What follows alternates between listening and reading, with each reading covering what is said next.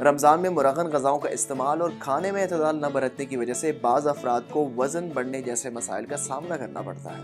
ہم آپ کو بتائیں گے چند ایسی ٹپس جن پر عمل کر کے آپ رمضان میں اپنا وزن کم کر سکتے ہیں۔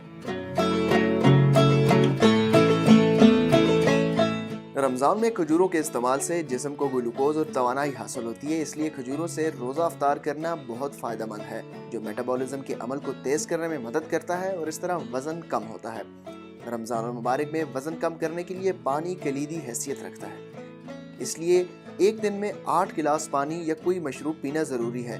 2 گلاس افطاری، 4 گلاس افطار اور سحری کے درمیان، جبکہ 2 کپ سحری میں پیا جائے تو یہ وزن کم کرنے میں مدد دیتا ہے، لیکن کیفینیٹڈ مشروبات جیسے کافی یا کالی چائے سے پرہیز کرنی چاہیے۔ سحری میں ضرورت سے زیادہ کھانے سے پرہیز کرنا ضروری ہے۔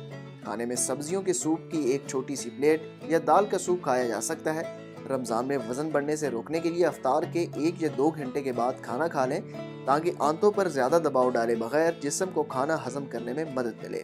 تلی ہوئی اور چربی والے کھانوں کے ساتھ تازہ پھل، ترکاریاں، کھجوریں یا 1 کپ سکیم دودھ لینا ضروری ہے۔ جسم کی غذائی ضروریات کو پورا کرنے کے لیے سبزیاں، کاربوہائیڈریٹ اور پروٹین لیں۔ غذا میں صحت مند پروٹین کو شامل کرنے کے لیے چمڑے کے بغیر مرغی اور مچھلی یا گائے کے گوشت کو خوراک کا حصہ بنائیں۔ روزے کے ساتھ ہلکی ورزش کریں، جیسے سیڑھیوں پر چہل قدمی یا چڑھائی کرنا۔